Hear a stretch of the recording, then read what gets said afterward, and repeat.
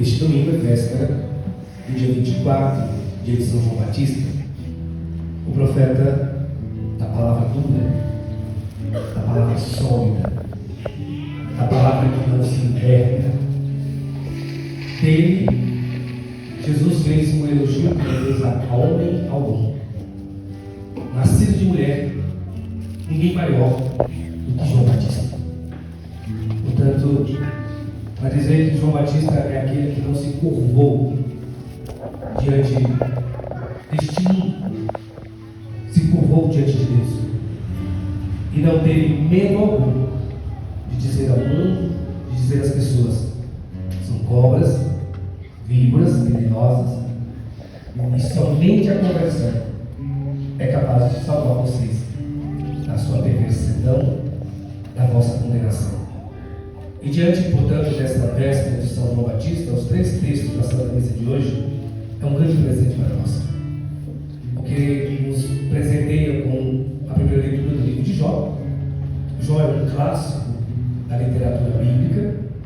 Jó é um livro que está classificado como um livro sapiencial. Por muito tempo houve uma discussão se devia Jó ser um livro sapiencial ou ser um livro profético, porque Jó é esta figura que suscita em nós muitos sentimentos, mas é uma resposta de Deus para algumas coisas, e Deus vem responder Jó. E é muito interessante que nós estamos lendo o capítulo 38. O livro de Jó tem 42 capítulos, e Jó é um livro que nos encanta.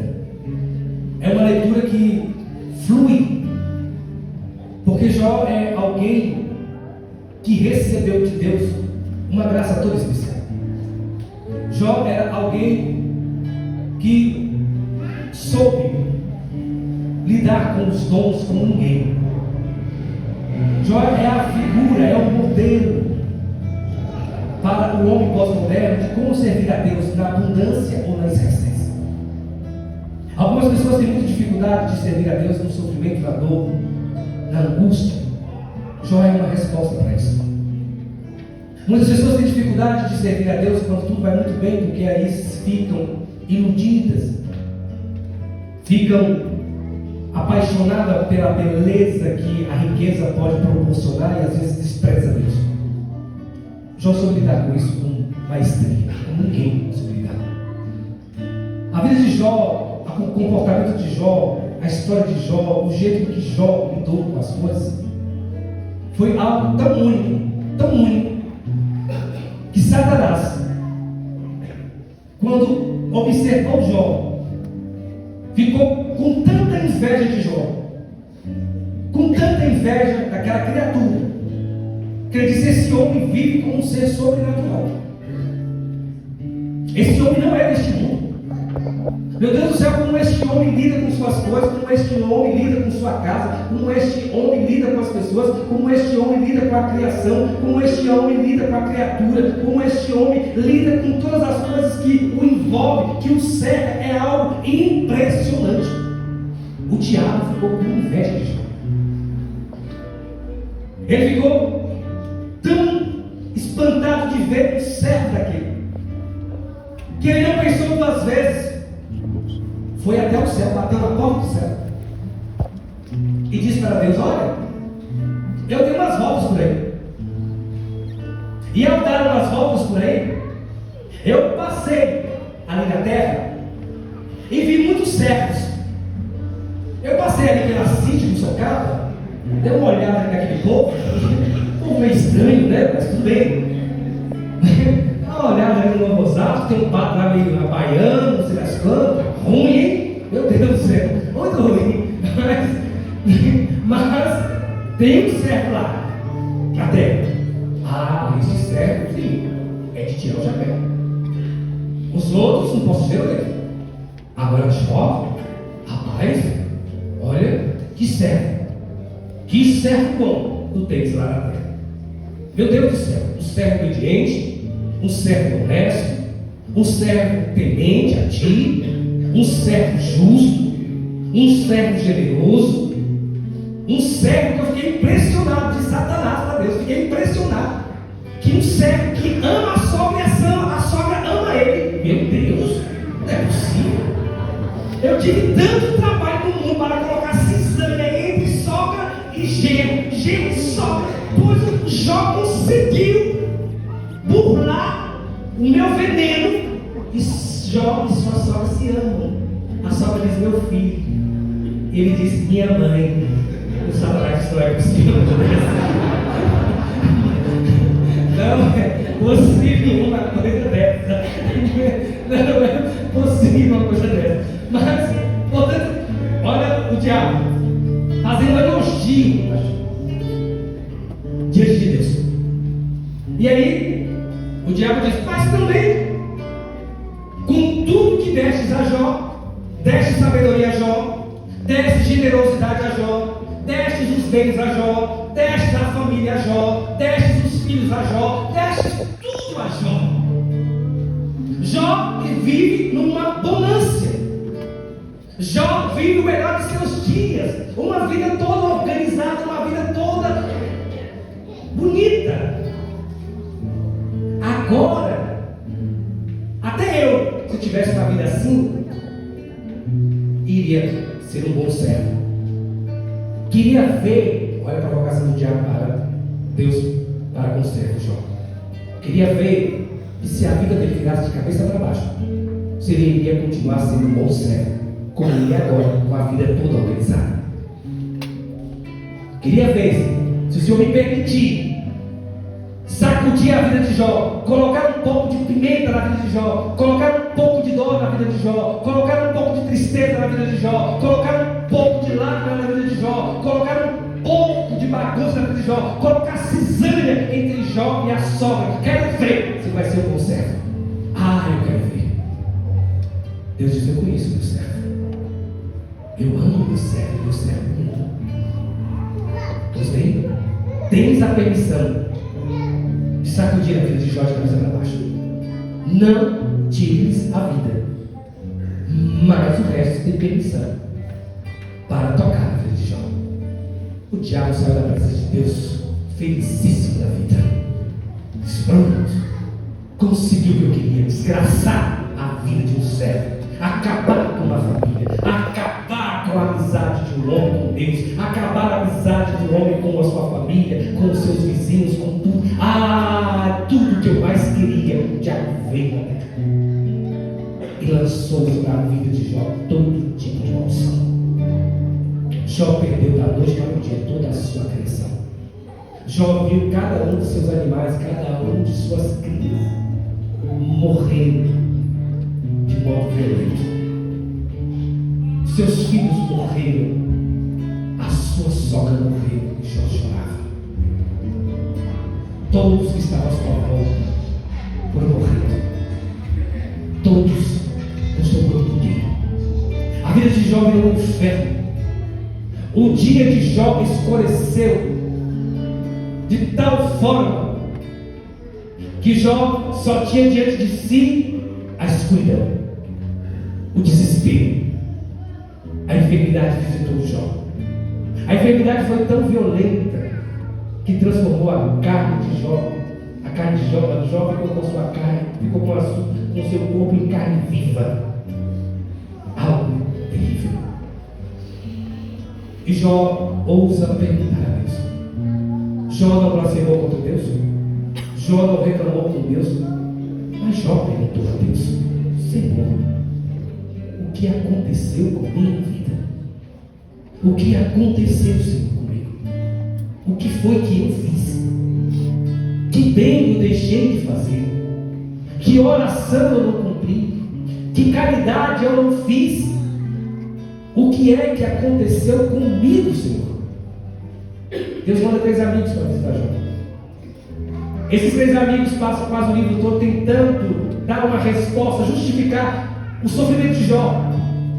Um dos seus amigos disse: em algum momento tu pecou, em algum momento tu blasfemou, em algum momento tu alimentou alguma certa inveja, você deve ter olhado de modo torto para alguém, você deve ter tido algum mau pensamento, algum mau desejo no seu coração. Não é possível que você não tenha errado para alguém viver e estar na situação que você está, uma situação de miséria, uma situação de enfermidade,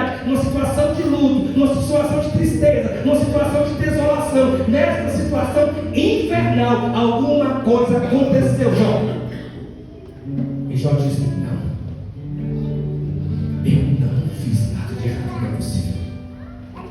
Não é possível. Mal eu não fiz. Eu não sou perfeito, mas mal eu não fiz, assim ninguém. Os seus amigos tentam convencer Jó, mas não convence Jó. Jó continua perguntando a Deus. Pergunta a Deus. E Deus demora para responder. A primeira lição nossa aqui, meu irmão, é isso. Às vezes algumas coisas da nossa vida a gente só compreende lá no fim, viu? Algumas batalhas, alguns sofrimentos, algumas dores, a gente não compreende logo no início. Jó vai compreender toda a sua vida lá no final. Deus só vai responder Jó no final do livro. Deus começa a responder Jó a partir do capítulo 38. O livro de Jó tem 42 capítulos. E a resposta de Jó e a resposta de Deus é Deus perguntando para Jó. E perguntando para Jó, diz: quem foi que colocou limites ao orgulho do mar? Quem foi que criou esta terra? Quem foi que autorizou o sol brilhar sobre as vossas cabeças? Quem foi que conteve a soberba, a arrogância, o ímpeto do mar violento? Quem foi? Quem foi? Deus começa a responder a Jó. Deus bate nos amigos de Jó, bate no sentido de rebate os amigos de Jó. Diz: olha, você tem 3 amigos, pelo amor de Deus, hein? Muitos seus amiguinhos, hein? Que não te ajudaram a compreender o sofrimento, a dor, o luto, as lágrimas. Eliú, que foi um jovem, esse sim fez umas perguntas que fez com que Jó pudesse ir entendendo a vida macerada, a vida difícil, a vida de dor, a vida de angústia. Por fim, Jó tem direito a uma resposta. Porque Deus diz para Jó, hoje o trecho que nós ouvimos é um texto bem brevezinho, bem pequenininho, porque o texto quer trazer só para nós a ideia da tempestade. Diz o texto: no meio da tempestade Deus responde a Jó. Mas só para a gente lembrar, Jó não estava em alto mar, Jó não estava, portanto, pescando para enfrentar a tempestade. Que tempestade é que Deus está falando? Sofrimento. A vida nessa terra, a vida do homem nessa terra é a vida marcada pelo sofrimento, pela tempestade. Então por isso que o texto começa dizendo: do meio da tempestade Deus falou com Jó. Deus fala com os seus filhos, Deus fala conosco. E portanto Deus diz a Jó: Jó, levante, porque eu vou te perguntar como homem, e tu irás me responder. Tu precisa me responder. E Jó, a resposta de Jó é 2 palavras: Senhor, eu fui insolente. Eu ponho a mão na minha boca. Falei uma vez, falei 2 vezes, não falo mais. Cubro a minha boca. Essa foi a resposta de Jó. Depois que Deus apresenta o cenário da vida, o cenário do cosmos, o cenário da criatura, quando Deus se manifesta e responde a Jó, Jó se inclina diante de Deus e diz: Senhor, eu fui insolente. Perdão, meu Deus, porque ter ousado te perguntar, porque tamanho sofrimento. Meu irmão e minha irmã, o texto de Jó só está lembrando a mim, está lembrando a você. A gente precisa entender que enquanto vivermos neste mundo, nós teremos que lidar com 2 realidades, chamada tempestade e ventania. Dito de outro modo, sofrimento, dor, angústia, luto. A vida dessa terra não é uma vida fácil. E se alguém disser o contrário, você está mentindo para você. A vida dessa terra é uma vida marcada por luta. Tem que lutar todos os dias. Todos os dias a gente tem que lutar, tem que buscar a Deus, tem que temer a Deus, para a gente não ser incluído ou pela angústia, ou pelo sofrimento, ou pelas coisas. Por isso que a segunda leitura da Santa Missa de hoje, o apóstolo Paulo começa dizendo uma coisa muito interessante. Em Cristo morreu por todos, Logo, se Cristo morreu por todos são mortos. Se alguém vive, é porque Cristo vive. E Cristo morreu para que todos nós vivêssemos para Ele, não para nós. Vivêssemos para Ele. Então, o único modo que eu e você temos de superar ou de resistir as tempestades, os sofrimentos, as dores deste mundo é se nós estivermos conectados com Jesus. Porque do contrário, a tempestade vai nos matar, o sofrimento vai nos lacerar. E por isso diz São Paulo: se estamos em Cristo, somos uma nova criatura. O homem velho morre, o mundo velho desaparece. Somos uma nova criatura. E o Evangelho diz isso de um modo muito singelo, porque aqui é a conexão do texto, do primeiro texto com o Evangelho está justamente aqui. Porque Jesus vai para o mar, atravessar o mar, e no mar tem uma tempestade. Aqui Jesus está no mar, literalmente e espiritualmente, teologicamente, ontologicamente, já não sei como entender, historicamente, porque coloca todos os dados. João não estava no mar, João estava em casa. É isso que eu estou tentando dizer. Mas Jesus estava na beira do mar fazendo a pregação da barca, porque era a sacada de Jesus para que a sua voz ressoasse, chegasse o mais longe possível, que era uma multidão, não tinha microfone. Então ele subia na barca e o vento soprava, então você falava, a voz ressoava mais longe. Essa é a tática de Jesus. Eu nunca aprendi isso, eu nunca disse tudo no Evangelho. Hoje aí o microfone eu tenho tática. Falar isso, acho que já passou uns 8 minutos, né? Ô meu pai, eu tenho que o Papa não me escute. Gente, já vou terminando. Então, Jesus atravessa. Olha que coisa. Jesus chama os seus discípulos para atravessar o outro lado da margem. Percebe o movimento? Jesus chama os seus discípulos a fazer a travessia. Deus está convidando a mim, Deus está convidando a Deus, saia deste mundo material, saia deste mundo de orgulho, saia deste mundo de soberba, saia deste mundo mesquinho, saia da sua vidinha e venha para a vida espiritual, venha para a amizade com Deus. Vamos fazer a travessia. Só que entre esse movimento de atravessar de um lado para o outro, no meio do movimento, ou no meio desses dois extremos, mundo material e mundo espiritual, nós temos um mar. E o mar é agitado pelo vento.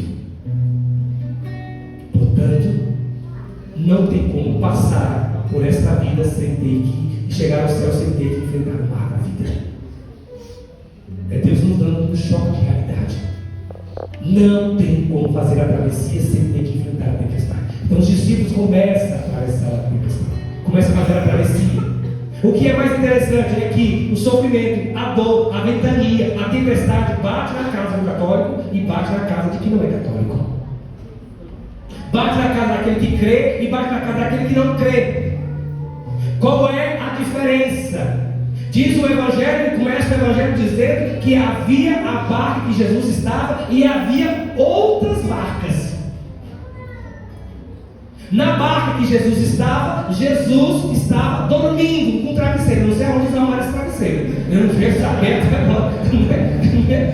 E eu espero que vocês não tenham encontrado esse travesseiro, que eles não estejam aí. Porque tem gente aqui na comunidade ou na minha paróquia que mesmo esse travesseiro dorme, que é uma beleza, ô glória, né?